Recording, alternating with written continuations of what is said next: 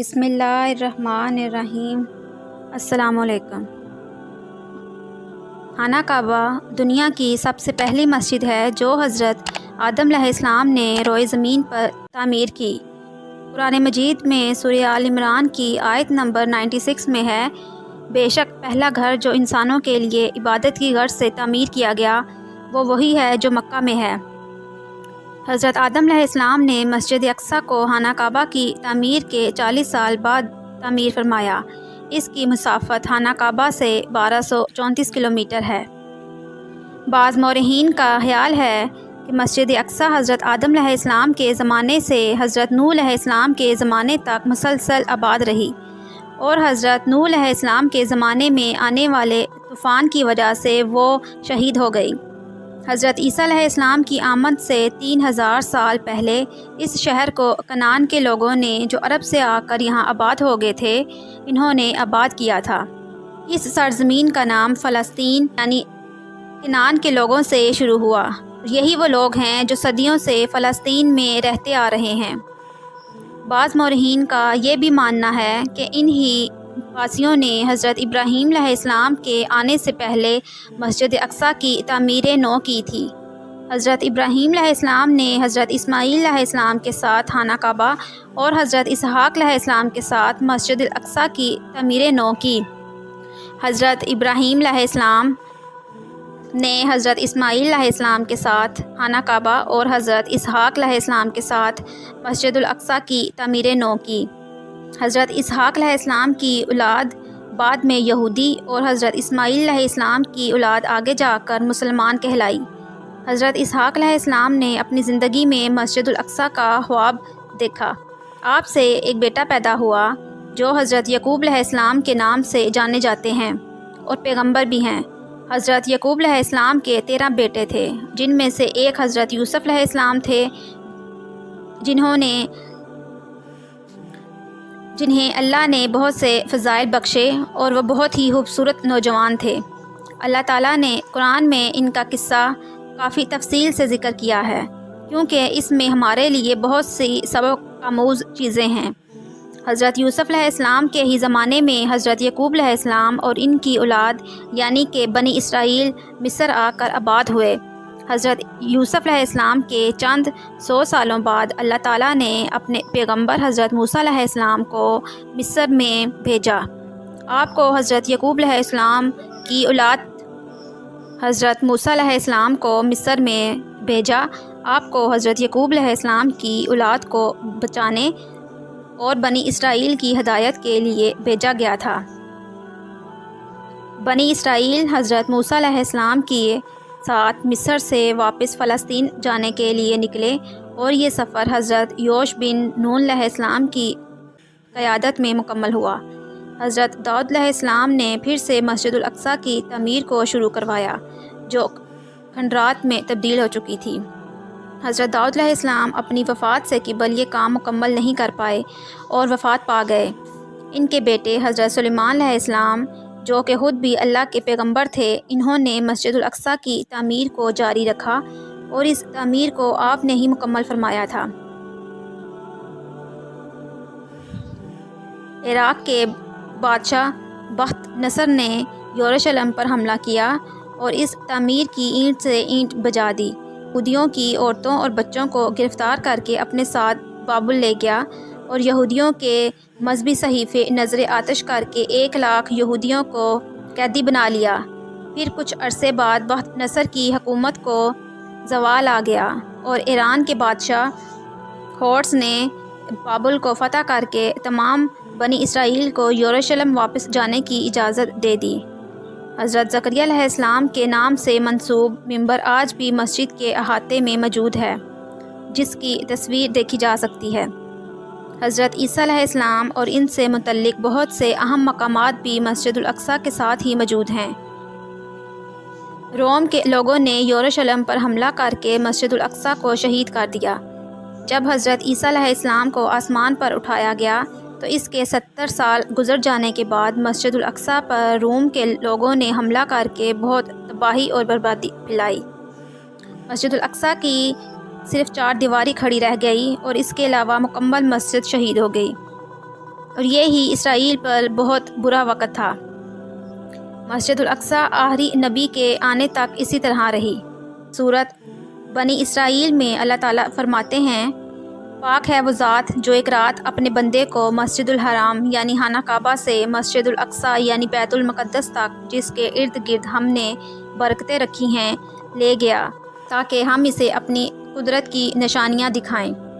بے شک وہ سننے والا اور دیکھنے والا ہے۔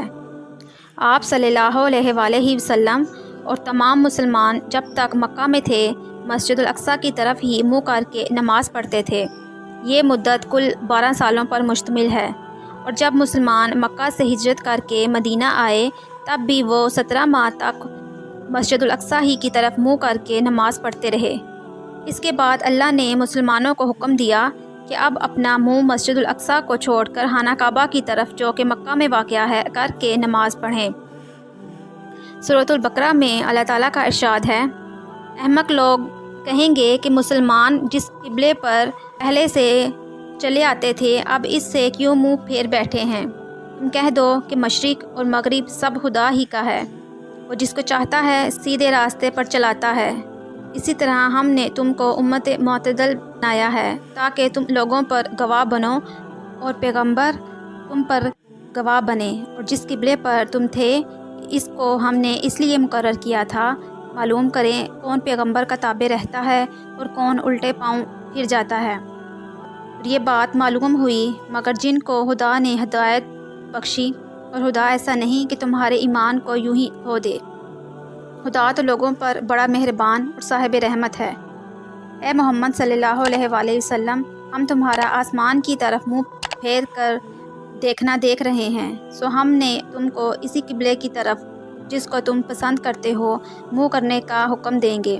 تم اپنا منہ مسجد الحرام یعنی خانہ کعبہ کی طرف پھیر لو، اور تم لوگ جہاں ہوا کرو نماز پڑھنے کا وقت اسی مسجد کی طرف منہ کر کے نماز پڑھ لیا کرو۔ اور جن لوگوں کو کتاب دی گئی ہے وہ خوب جانتے ہیں ان کے پروردگار کی طرف سے حق ہے، اور جو کام یہ لوگ کرتے ہیں خدا ان سے بے خبر نہیں ہے۔ اگر تم ان اہل کتاب کے پاس تمام نشانیاں بھی لے کر آؤ تو بھی یہ تمہارے قبلے کی پیروی نہ کریں۔ حضرت محمد صلی اللہ علیہ وآلہ وسلم کی وفات کے 6 سال بعد مسلمانوں کا لشکر مختلف ممالک فتح کرتا ہوا یروشلم تک پہنچ گیا۔ اس وقت وہاں عیسائیوں کی حکومت تھی، وہ قلعہ بند ہو گئے اور صلح کے لیے یہ شرط رکھی کہ مسلمانوں کے خلیفہ خود آئیں تو وہ انہیں شہر کی چابی حوالے کر دیں گے۔ چنانچہ خلیفہ دوم حضرت عمر فاروق رضی اللہ تعالیٰ عنہ کو اس کی اطلاع دی گئی تو آپ خود یروشلم گئے اور اس وقت وہاں پر قابض عیسائیوں سے معاہدہ کر کے یروشلم کو اسلامی حکومت کے ماتحت لے آئے۔ یہی اہل قدس کے نمائندے خلیفۃ المسلمین کی خدمت میں حاضر ہوئے اور صلح کی درخواست کی۔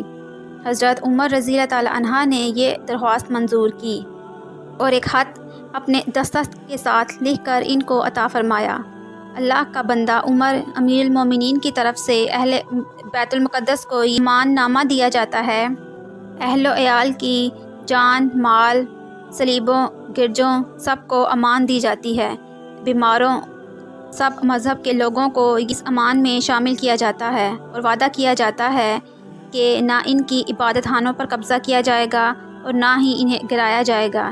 ان کے دینی معاملات میں کوئی مداخلت نہ کی جائے گی اور یوں بھی کسی کو کوئی تکلیف نہ دی جائے گی، البتہ ان کے پاس یہودی نہ رہنے پائیں گے۔ لیکن اگر رومی بھی امن پسندانہ طور پر رہنا چاہیں گے تو انہیں بھی ان ہی شرائط کے ساتھ رہنے کی اجازت ہے۔ اس امان نامے کی اللہ اور اس کا رسول اور آپ کے خلفاء اور جملہ مومنین ذمہ داری لیتے ہیں۔ اس عہد نامے کی تکمیل کے بعد اہل قدس نے شہر کے دروازے کھول دیے اور حضرت عمر رضی اللہ تعالیٰ عنہ نے بیت المقدس کو فتح کیا۔ بیت المقدس کے سفر کے لیے حضرت عمر رضی اللہ عنہ کی خدمت میں ایک ترکی گھوڑا پیش کیا گیا۔ آپ سوار ہوئے تو گھوڑا علیل کرنے لگا۔ حضرت عمر رضی اللہ تعالیٰ عنہ اتر پڑے اور فرمانے لگے، کمبخت، تو نے یہ غرور کی چال کہاں سے سیکھی؟ اور اپنے گھوڑے کو منگوا کر اسی پر روانہ ہوئے۔ اس واقعے کے بعد آپ کبھی بھی ترکی گھوڑے پر سوار نہ ہوئے۔ حضرت عمر رضی اللہ تعالیٰ عنہ رات کے وقت بیت المقدس میں داخل ہوئے سب سے پہلے مسجد الاقصیٰ میں حاضری دی اور محراب داؤد میں 2 رکعت تحیۃ المسجد ادا کی۔ بنو امیہ کے ایک خلیفہ جن کا نام عبد المالک بن مروان تھا، انہوں نے اسی مسجد کو جو حضرت عمر فاروق رضی اللہ تعالیٰ عنہ نے بنوائی تھی، اس کے اوپر ایک بڑی مسجد تعمیر کروائی۔ اس طرح حضرت عمر فاروق رضی اللہ تعالیٰ عنہ کی بنائی ہوئی مسجد مکمل اس مسجد کے اندر ہی آ گئی جو عبد المالک بن مروان نے تعمیر کروائی تھی۔ ابھی بھی یہی تعمیر قائم ہے۔ بعد میں مختلف اسلامی بادشاہوں نے اس کی مرمت کا کام جاری رکھا۔ اس کے علاوہ انہوں نے ایک اور نہایت وسیع اور عالی شان عمارت تعمیر کی جو ابھی بھی انہی بنیادوں پر قائم ہے۔ اس کا گنبد سنہری رنگ کا ہے اور اس کی 4 دیواری نیلے اور خوبصورت پتھروں سے بنائی گئی ہے۔ عیسائیوں کی مشترکہ فوجیں، جنہیں صلیبی فوجیں بھی کہا جاتا ہے، انہوں نے یروشلم پر حملہ کیا اور 5 ہفتوں کی مسلسل جنگ کے بعد یروشلم پر قبضہ کر لیا۔ اس دوران انہوں نے یروشلم میں کافی خون خرابہ کیا اور 70,000 مسلمان مردوں، عورتوں اور بچوں کو قتل کیا۔ جب یروشلم پر صلیبی افواج قابض تھیں، مسلمان ہمیشہ متفرق رہتے تھے کہ کس طرح سے یروشلم کو صلیبوں کے تسلط سے آزاد کرایا جائے اور پھر اسے اپنی تحویل میں واپس لیا جائے۔ اسی فکر کے ساتھ مسلمان بادشاہ نور الدین رحمۃ اللہ علیہ نے اقصیٰ کے لیے ایک بہترین منبر بھی بنوایا تھا تاکہ یروشلم کی آزادی کے موقع پر اسے مسجد الاقصیٰ میں نصب کیا جائے۔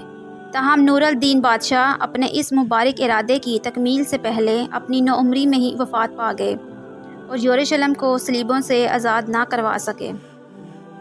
اس کے بعد صلاح الدین ایوبی مسلمانوں کے بادشاہ ہوئے جو بہت ہی بہادر بادشاہ تھے۔ انہوں نے پھر سے مسلمانوں کو جمع کیا اور صلیبی افواج کے خلاف جنگ کی قیادت سنبھال لی۔ صلاح الدین ایوبی نے صلیبی افواج کو شکست دی اور یروشلم کو ایک بار پھر سے آزاد کروایا، اور اس کے بعد صلاح الدین ایوبی نے وہ خوبصورت منبر بھی مسجد الاقصیٰ میں نصب کروایا جو نور الدین بادشاہ نے مسجد الاقصیٰ کے لیے بنوایا تھا۔ بدقسمتی سے یہ منبر ایک یہودی کے ہاتھوں نذر آتش ہو گیا۔ صلاح الدین ایوبی نے اسے ارحام پر قبضہ کرنے کے بعد فرنگیوں سے مارکہ آرائی شروع کر دی۔ متواتر 14 سال تک انصار سے جہاد کیا، شام کے تمام علاقے انصاری سے طاقت لے لیے، بیت المقدس فتح کیا۔ صلیبیوں نے اپنی فتوحات کے موقع پر مسلمانوں کے ساتھ ظالمانہ سلوک کیے تھے۔ بیت المقدس جب نصرانیوں نے لیا ہے تو صرف مسجد الصخرہ میں 70,000 مسلمان قتل کیے گئے تھے، مگر جب بیت المقدس کو صلاح الدین ایوبی نے فتح کیا تو عیسائیوں کو معمولی فدیہ لے کر عزت کے ساتھ نکلنے کا حکم دے دیا اور ان کے لیے زیارت کی اجازت ختم کر دی۔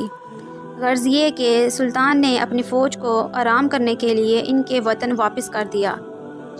چند ماہ بیت المقدس میں قیام کیا، شہر پناہ کی مرمت کی، خندق کھدوائی، شفاخانہ بنوایا۔ شہر امیر عزیز الدین جدرک کے سپرد کر کے خود حج کے ارادے سے دمشق چلے گئے۔ سلطان کے اہل و عیال دمشق میں موجود تھے۔ سارا خاندان نہایت امن و آرام کے ساتھ رہنے سہنے لگا۔ سلطان کو دمشق اس قدر پسند تھا کہ مصر جانے کا خیال بھی نہ کیا۔ کئی سال سے سلطان کی صحت بگڑ گئی تھی۔ جہاد کی مسعی میں اس نے کچھ خیال نہ کیا۔ رمضان کے روزے قضا ہو گئے تھے، ان کو پورا کرنے لگے۔ طبیب نے روکا کہ صحت کے لیے اس وقت ملتوی کر دیجیے۔ سلطان نے کہا معلوم نہیں آئندہ کیا پیش آنے والا ہے، اور کل روزے پورے کیے جس سے صحت جواب دے گئی۔ اس طرح ان کا مرض بڑھنے لگا، غشی طاری ہو گئی۔ قرآن مجید کی تلاوت کی۔ فجر کے وقت مجاہد اعظم نے جاں بحق تسلیم کی۔ برطانوی حکومت نے یروشلم کو اسلامی حکومت سے چھین کر اپنے قبضے میں لے لیا اور مکمل فلسطین کو اپنے زیر قبضہ کرنا شروع کر دیا۔ برطانوی قبضے کے بعد یہودی لوگ دنیا بھر سے یروشلم میں آ کر رہائش پذیر ہونا شروع ہو گئے، کیونکہ دنیا بھر میں انہیں ظلم و زیادتی کا سامنا کرنا پڑ رہا تھا۔ چند سالوں بعد ہزاروں کی تعداد میں یہودی لوگ فلسطین میں داخل ہوئے اور فلسطین میں انہوں نے اپنے لیے جگہ خریدنے شروع کر دی، جبکہ فلسطینی مسلمان جو کہ اس سرزمین سے اپنا پرانا تعلق رکھتے تھے، سینکڑوں سالوں سے اس جگہ پر بسے ہوئے تھے، اس لیے انہوں نے اپنی سرزمین کو چھوڑنے سے انکار کر دیا۔ چنانچہ اس معاملے میں لڑائیاں شروع ہو گئیں۔ فلسطینی حضرات اپنی زمین کو چھوڑنے پر تیار نہیں تھے، جبکہ یہودی ان کی زمین کو زور زبردستی سے ہتھیانا چاہتے تھے۔ چونکہ یہودیوں کی فوج مسلمانوں سے بہت زیادہ طاقتور تھی، اس لیے فلسطین کی زیادہ تر زمین پر ان یہودیوں نے قبضہ کر لیا۔ یہودیوں نے آزاد اسرائیلی ریاست کا اعلان کر دیا۔ اس طرح یہودیوں نے مسجد الاقصیٰ پر بھی قبضہ کر لیا اور مکمل یروشلم کو اپنے قبضے میں لے لیا۔ یہودیوں کا مسجد الاقصیٰ سے متعلق دعویٰ یہ ہے کہ اس پر انہی کا حق ہے۔ یہودیوں کا اس بات پر اصرار ہے کہ تاریخی تناظر میں یروشلم اور مسجد الاقصیٰ پر انہی کا حق ہے اور مسلمانوں کا اس پر کوئی حق نہیں۔ اس لیے وہ چاہتے ہیں کہ یروشلم سے مسجد الاقصیٰ کو شہید کر کے وہاں اپنا عبادت خانہ ہیکل سلیمانی تعمیر کریں۔ ان کا کہنا ہے کہ ہمارے نبی حضرت داؤد علیہ السلام اور حضرت سلیمان علیہ السلام نے یہاں یہودی عبادت خانہ تعمیر کیا تھا، لہٰذا آج بھی ہم ہی اس کے زیادہ حقدار ہیں، اس جگہ پر اپنا عبادت خانہ تعمیر کریں۔ موجودہ عہد میں یہ اپنی عبادت دیوار براق کے پاس کھڑے ہو کر کرتے ہیں، لیکن ان کی یہ بات تاریخی لحاظ سے بھی غلط ہے۔ فلسطین پر عربوں کا حق ثابت کرنے کے لیے درج ذیل نکات تاریخی حیثیت رکھتے ہیں۔ یہ نکات اس تقریر کا حصہ ہیں جو عالم اسلام کے بہترین حکمران سعودی عرب کے فرما روا شاہ فیصل مرحوم نے ایک بیان میں کی تھی۔ یہودی فلسطین کے اصل باشندے نہیں ہیں۔ یہودی یروشلم کے باہر سے آ کر یروشلم پر قابض ہوئے تھے، جو فلسطین پر طاقت سے مسلط ہونے کے بعد کچھ عرصے بعد فلسطین میں رہے اور اس کے بعد نکال دیے گئے۔ فلسطین میں حضرت سلیمان علیہ السلام کے زمانے سے لے کر اب تک کبھی خاص یہودی حکومت قائم نہیں ہوئی۔ حضرت سلیمان علیہ السلام نے کوئی یہودی عبادت خانہ یروشلم میں تعمیر نہیں فرمایا تھا، بلکہ آپ اور آپ کے والد حضرت داؤد علیہ السلام نے مل کر اسی مسجد کی تعمیر کی تھی جو حضرت آدم علیہ السلام کے دور میں وہاں تعمیر ہو چکی تھی، جو بعد میں حضرت ابراہیم علیہ السلام نے بھی واپس اس کی بنیادوں پر استوار کیا تھا۔ تو یہ کوئی نئی تعمیر نہیں تھی، بلکہ پرانی تعمیر کو دوبارہ کھڑا کیا گیا تھا۔ جب فلسطین سے یہودیوں کو نکال دیا گیا تو اس میں صرف اس کے اصل باشندے ہی رہ گئے، جو شروع سے لے کر آج تک وہیں رہ رہے ہیں۔ 1600 سال کی طویل مدت کے دوران فلسطین میں کبھی کوئی یہودی آباد نہیں رہا۔ عربوں کی حکومت تقریباً 7ویں صدی سے فلسطین میں رہی ہے۔ آج وہاں سینکڑوں تاریخی عمارات موجود ہیں جو عرب طرز تعمیر کا نمونہ ہیں۔ اس لیے تاریخی حقائق سے بھی یہ بات واضح ہو جاتی ہے کہ یروشلم یعنی فلسطین پر مسلمانوں ہی کا حق ہے۔